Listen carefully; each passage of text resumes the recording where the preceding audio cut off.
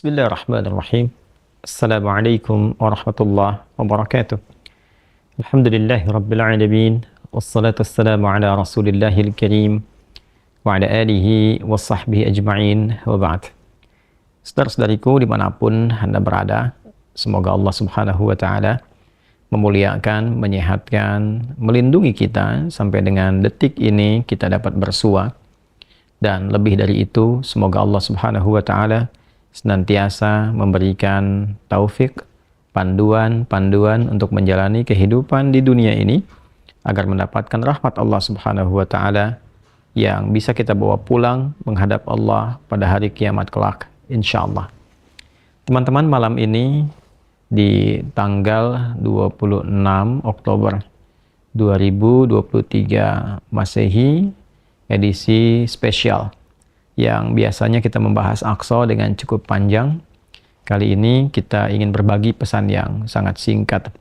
Yang dalam singkat ini kita ingin mengingatkan baik kepada diri saya pribadi dan kepada kita semua tentang satu bagian dari ayat Al-Quran yang kiranya penting kita renungi, yaitu Quran surah ke-81 At-Takwir di ayat ke-26 saat Allah subhanahu wa ta'ala berfirman, Fa'aina tadhhabun? Maka engkau itu sesungguhnya mau kemana? Ayat yang singkat tapi begitu padat dan sangat mendalam, memberikan satu kesan yang cukup menusuk ke dalam jiwa setiap manusia. Pertanyaan yang datang langsung dari pencipta kita, sesungguhnya engkau mau kemana? Allah sudah menjelaskan mengapa kita diciptakan. Allah sudah memberikan jalan kehidupan bagi kita dan menerangkan konsekuensi di balik pilihan-pilihan yang kita tetapkan untuk menempuh jalan-jalan yang dimaksudkan. Bila benar, resikonya seperti ini.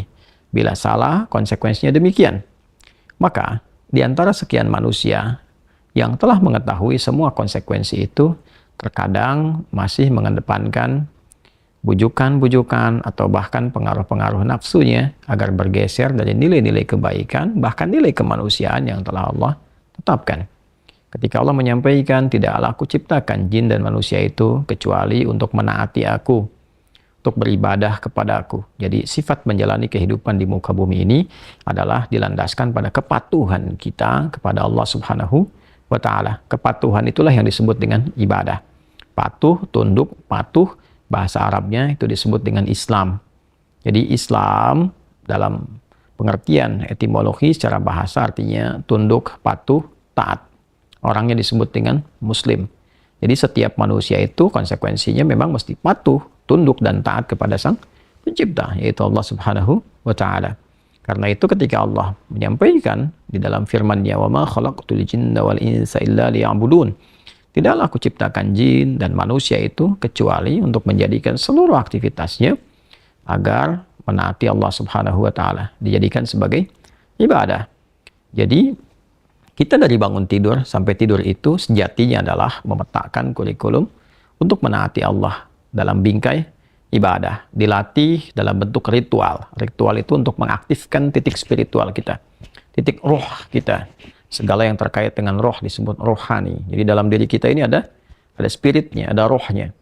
Dan itu adalah titik latihan pertama untuk mengaktifkan ya titik-titik kebertuhanan. Jadi ketika Allah sampaikan, tidaklah aku ciptakan engkau kecuali untuk menaatiku. Nah, titik ketaatan itu ya disebut dengan titik ritualnya. Ibadahnya ibadah ritual, ya keadaannya keadaan spiritual, itu yang penting kita aktifkan dulu. Itu sebabnya diminta kita sholat untuk mengoneksikan diri kita, mengaktifkan sinyal itu dengan Allah Subhanahu wa ta'ala, dengan Sang Pencipta. Sehingga ketika terkoneksi, terbangun kesadaran dari dalam diri kita sebagai sebuah fitrah. Nanti kesadaran itu yang akan membimbing bagian dari sifat intelektual kita, titik intelektual, ya IQ itu, ya intellectual question. Kemudian nanti titik fisik kita, physical question. Jadi nanti yang menggerakkan adalah titik spiritualnya. Ini yang memberi perintah. Kalau akal itu masih objektifnya normal saja, karena dia hanya mengkonstruksikan pikiran, mengolah data, ya jadi informasi menjadi knowledge. Knowledge itu yang akan diteruskan kepada fisik untuk dieksekusi. Ya, bagaimana nanti lisan bicara? Seperti apa konstruksi bicaranya? Mengatur katanya bagaimana, memilihnya seperti apa, menjelaskannya bagaimana. Tapi perintah untuk melakukan itu sumbernya dari sini. Ya, dari titik terdalamnya. Di dalam itu cuma ada dua. Ada jiwa takwa, ada jiwa fujur. Fa'alhamaha fujuraha wa taqwaha. Maka di dalam diri manusia itu, di titik paling dalamnya itu, ada nilai kebaikan, disebut dengan takwa, karakter moral kebaikan. Ada yang buruk disebut dengan fujur. Nama lainnya disebut dengan nafsu. Karena dari fujur keluar su, melewati nafas. Nafas ketemu su, jadi nafsu. Quran surah ke-12 ayat 53. Wa ma ubarni'un nafsi innan nafsa la'ammaratum bisu illa ma rahima rabbi.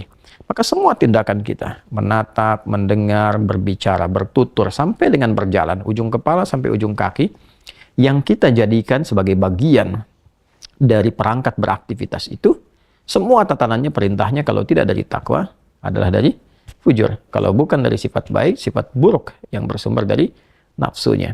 Maka semua kegiatan yang kita desain dalam setiap hari itu, kita tata. Dan Allah tanya, baik, engkau untuk apa bekerja? Ya Allah, saya ingin mencari rezeki. Baik, bagus. Untuk dapat uang. Setelah dapat uang mau kemana? Pengen kaya. Setelah kaya mau ngapain? Beli ini, beli itu. Setelah itu mau ngapain? Ditanya terus sampai ujungnya. Fa'aina tadhhabun? Sampai ke titik puncaknya. Kalau kamu sudah meraih apa yang kamu inginkan itu, harta sudah banyak, terkumpul, sudah mewah, rumah sudah megah, mobil melimpah, hidup juga kaya begitu rupa, terus mau ngapain? Ya. Maka orang-orang yang bingung pada akhirnya, dia mencari-cari ketenangan. Akhirnya balik lagi. Sudah kaya segala rupa, cuma cari ketenangan, akhirnya balik lagi ke desa, nyewa gubuk, nanam kangkung, nanam cabai. Terus kalau memang dengan seperti itu bisa bahagia, kenapa selama ini kerja keras mendapatkan sesuatu yang dikumpulkan? Balik ditanya. Kamu kedudukan pengen jadi apa? Terus. Yang di militer pengen dapat bintang 1, 2, 3, 4. Kalau perlu, jenderal besar, bintang 5. Setelah itu mau ngapain? Mau diarahkan kemana semua itu? Karena pada akhirnya semua bintang akan berguguran. Ya, wafat juga, meninggal juga. Kalau sudah selesai, purna, selesai. Demikian yang punya ilmu, punya jabatan, macam-macam. Mau diapain? Ya, ketika semua titik itu mencapai pada titik jenuhnya, di akhir itu akan balik kan. Ya, jabatan purna, harta juga jenuh, ya. Nah, di titik itu kita disadarkan, ditanya, mau kemana?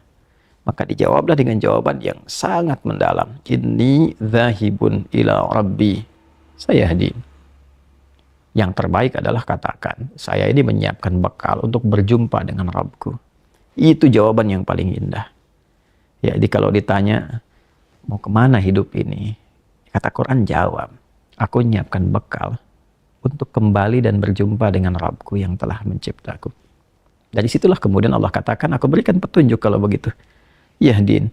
Ya, aku berikan petunjuk kata Allah. Jadi orang-orang yang menyiapkan semua aktivitasnya dan dia lakukan untuk Allah, berjumpa dengan Allah, maka Allah akan berikan petunjuk dalam setiap aktivitas kehidupannya.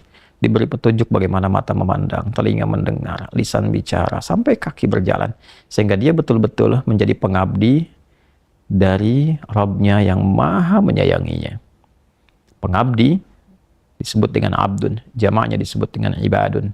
Yang maha menyayangi disebut Rahman, maka disebutlah dia dengan ibadur Rahman. Wa ibadur Rahmanil ladzina yamshuna 'alal ardi hauna wa idza khatabahumul jahiluna qalu salama. Demikian di surah Al-Furqan itu. Itulah puncak yang mesti kita ikhtiarkan dalam kehidupan, yang kita selalu sampaikan dan komitmenkan sejak bangun tidur. Dan kita katakan, alhamdulillahilladzi ahyana ba'da ma amatana wa ilaihin nusyur. Terima kasih ya Allah, segala puji hanya milik-Mu yang telah memberi kesempatan hamba menjalani kehidupan. Padahal Engkau telah tahan nyawa hamba tadi dalam tidur. Sesuai ajal Kau berikan kesempatan. Hamba berjanji ya Allah, hamba akan menyebar beraktivitas untuk mencari bekal menghadap-Mu.